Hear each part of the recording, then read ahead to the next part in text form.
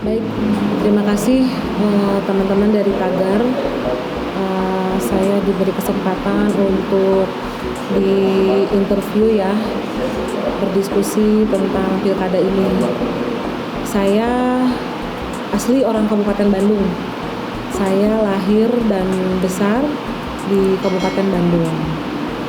Nah, selama ini saya merasakan ada sesuatu yang tidak sesuai dengan apa yang saya lihat ya, bahwa Kabupaten Bandung ini memiliki banyak potensi. Nah, tapi dengan potensi yang dimiliki, baik sumber daya manusianya juga, tapi Kabupaten Bandung ini tetap saja menjadi daerah yang kita lihat dari ini aja, di IPM-nya aja. IPM-nya itu sangat rendah. Nah, ini ada sesuatu yang mungkin entah itu pengelolaannya ya, sehingga menjadikan Kabupaten Bandung ini ya tidak ada perubahan. Nah, saya sebagai putra daerah, ya saya ingin membaktikan diri saya ingin mengabdi apa yang saya miliki, baik itu pengalaman, inovasi atau kreativitas, untuk disumbangsihkan ke Kabupaten Bandung.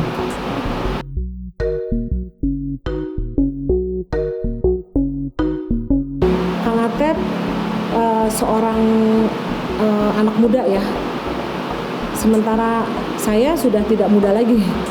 Itu yang sangat jelas ya, sehingga saya melihat bahwa sisi Kang Atep itu bisa melengkapi apa yang menjadi sisi dari diri saya. Nah, sehingga itu bisa saling melengkapi. Di Kabupaten Bandung, kaum milenial itu atau kaum pemilih pemula itu naik kurang lebih, kalau di Jawa Barat 30% katanya. Artinya kaum muda ini harus ada yang mewakili. Nah, Kang Atep yang punya mental juara, bukan hanya seorang muda saja, dia orang yang berprestasi. Ya, saya berharap Kang Atep ini bisa menjadi inspirasi bagi kaum muda untuk berprestasi. Jadi kita sudah berbagi tugas dari sekarang. Jadi Kang Atep bukan hanya sebagai vote getter saja.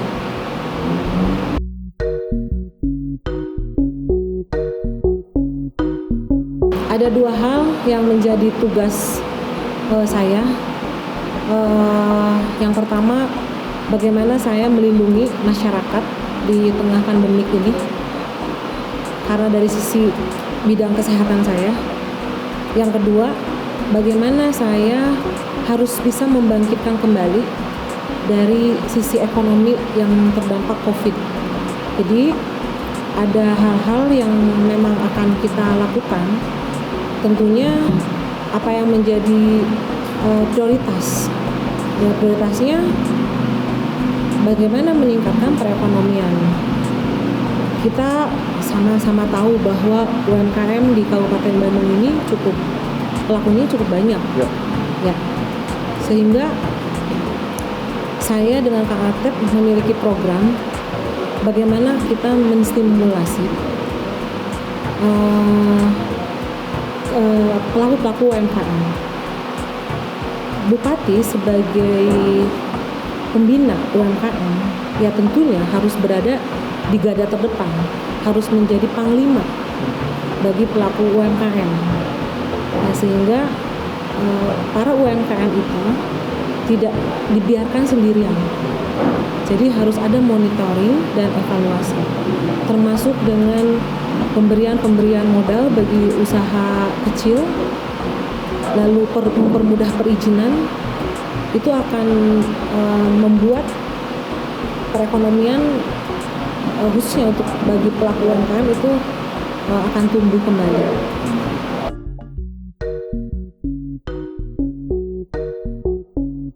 Kalau saya sering berdiskusi dengan para pelaku UMKM. Memang ada yang membutuhkan modal, itu biasanya di kelompok usaha yang kecil. Tapi di usaha menengah ke atas, yang mereka butuhkan itu selain modal, mereka membutuhkan market dari sisi pasarnya. Mereka punya modal, mereka bisa memproduksi banyak produk, tetapi mereka tidak tahu marketnya itu di mana, bagaimana mereka cara memasarkannya. Nah, ini adalah tugas PR bagi pemerintah daerah, bagaimana membuat dinamika itu sehingga para pelaku UMKM memiliki kepastian mereka akan menyalurkan barangnya kemana. Contoh misalkan kita akan membuat etalase produk di Kabupaten Bandung sehingga memudahkan pencarian bagi pembeli ya yang ingin mencari kebutuhan-kebutuhan yang di Kabupaten Bandung. Atau misalkan kita buat marketplace-nya seperti itu. Jadi ada yang online, ada yang offline juga. Yang offline misalkan kita akan bangun sentra UMKM yang ada di Kabupaten Bandung dengan tadi monitoring dan evaluasi harus berjalan.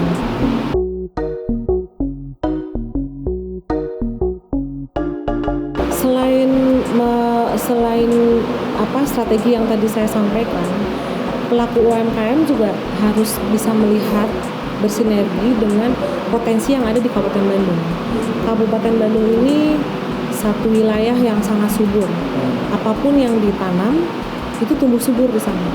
Sehingga saya akan mendorong kepada para pelaku UMKM juga untuk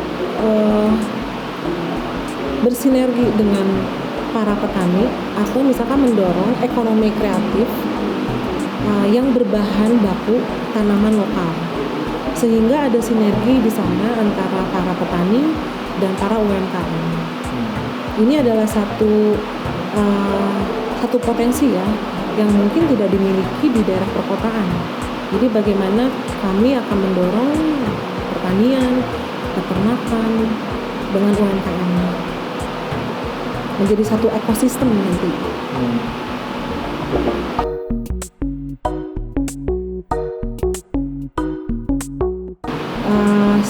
Saya sudah membuat baliho yang saya buat itu ada nomor teleponnya yang memang resmi ya, dan itu fungsinya salah satunya adalah untuk meng-cross check apakah berita yang tersebar itu benar atau tidak. Karena pada saat di lapangan kita tidak bisa mencegah apapun bisa dilakukan oleh masyarakat ya. Nah, itu akan menjadi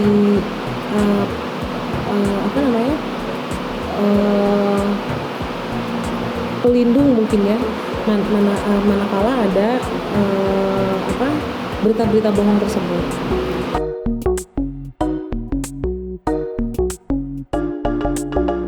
Saya sudah memiliki program karena IPM di Kabupaten Bandung ini sangat rendah sekali kan, masih di bawah rata-rata, sehingga banyak masyarakat yang masih belum melek huruf ya. Gitu. Sehingga saya ingin membuat satu program itu perpustakaan yang ada di desa. Anak-anak akan didorong untuk mereka memulai membaca ya, tentunya dengan tadi tetap monitoring, evaluasi harus berjalan seperti itu.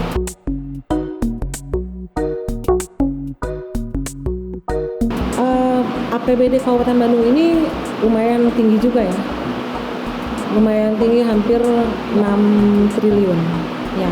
Di luar itu juga Kabupaten Bandung juga banyak industri, banyak CSR, dan itu jika dikelola dengan baik tentunya itu akan bisa dirasakan oleh masyarakat. Jadi saya akan mempergunakan apa yang memang kita miliki untuk kepentingan masyarakat. Ya, seorang bupati kan punya kebijakan. Ya, pada saat kebijakan itu pro kepada masyarakat yang memang membutuhkan, rasanya itu tidak akan ada masalah.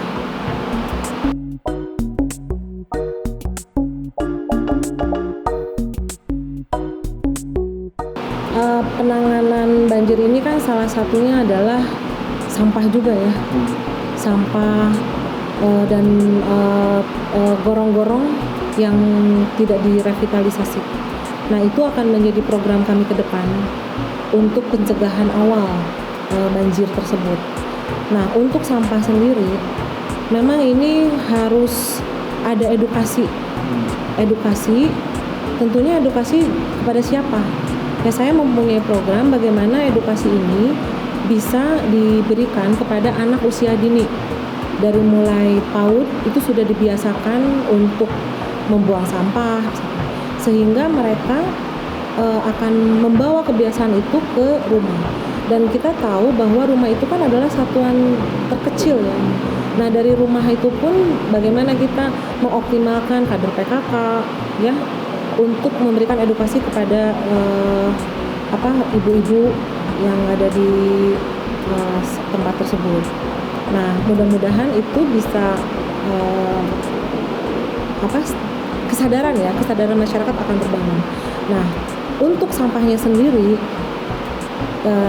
tentunya itu harus ada pengolahan sampah di program Yana Atep itu harus selesai di desa atau di RW. Nanti kita akan buat ya seperti apa konsepnya. Kebetulan saya sudah membuat simulasi penanganan sampah, pengolahan sampah, di mana sampah ini selama ini ada yang sudah dipisahkan, ada yang punya nilai ekonomi, dan ada yang memang sampah tidak bisa menghasilkan nilai ekonomi. Nah, sampah yang tidak memiliki nilai ekonomi, kami akan olah dan kami akan jadikan sampah itu menjadi nilai ekonomi. Saya sudah membuat pengolahan sampahnya. Sampah tersebut terbagi dua nanti menjadi dua residu, ada cair, ada padat. Itu dari sampah organik ya, kayak sampah rumah tangga, sayur, dan lain-lain. Nah, dari situ nanti akan keluar residu cair dan padat. Cair ini nanti akan bisa digunakan untuk pestisida dan pupuk cair, sementara yang padat itu untuk kompos dan untuk bahan campuran paving block. Nah, ini akan akan kami berikan alat ini di desa atau di RW, sehingga masyarakat akan memiliki kegiatan baru yang nantinya akan menghasilkan pendapatan bagi mereka. Dan tentunya lagi-lagi ini memang harus ada monitoring dan evaluasi juga. Kenapa? Karena sampah yang diangkut yang tidak selesai di tempatnya di desa atau di RW, pertama itu akan menimbulkan penyakit ya, karena sampah itu dibawa di jalan, tumpah lah segala macam, itu akan menimbulkan penyakit ya, sehingga kami akan membuat satu konsep yang memang betul-betul harus menjadi satu prioritas nanti pengolahan sampah tersebut. Apalagi tadi saya baru dengar kalau Kabupaten Bandung menjadi kota sampah ya. Iya, itu ada ya. Di media banyak dikatakan begitu. Jadi kami akan betul-betul memprioritaskan program ini.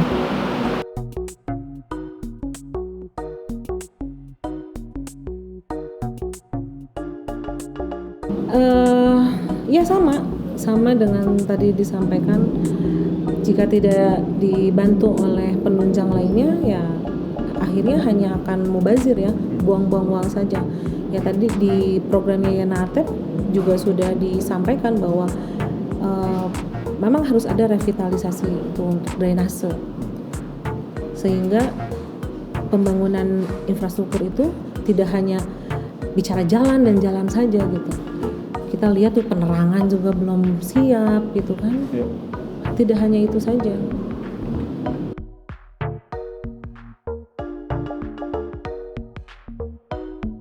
Kalau kita bicara dahsyat, memang tadi sudah disampaikan singkatannya dinamis, agamis, harmonis, sehat, sejahterakan rakyat. Tetapi saya di sini ingin menekankan bahwa yang dahsyat itu adalah program-program kita. Yang dahsyat itu adalah program-program kita. Nah, jika saya ditanya apa itu dinamis, agamis, harmonis, ya dinamis adalah satu bentuk ya, satu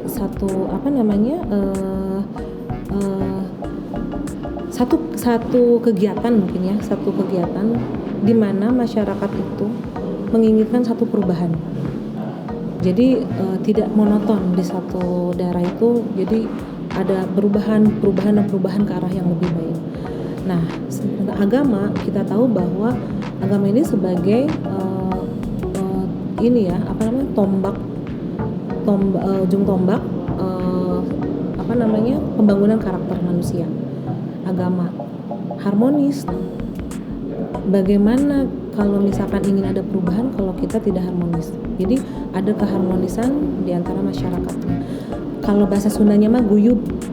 Jadi guyub tadi ekonomi kerakyatan gitu kan, adanya satu gotong royong seperti itu, adanya ekosistem itu harmonis, sehat ya. Bagaimana kita mau membangun jika kita tidak sehat?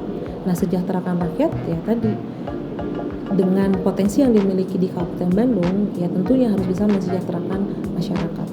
Jadi kalau boleh saya sampaikan, yang namanya dahsyat itu kita jangan lihat dari singkatannya, tapi program-program kita yang dahsyat untuk perubahan. Dan perubahan itu bukan hanya slogan saja. Perubahan itu memang harus direalisasikan dan Yana Atep siap untuk itu.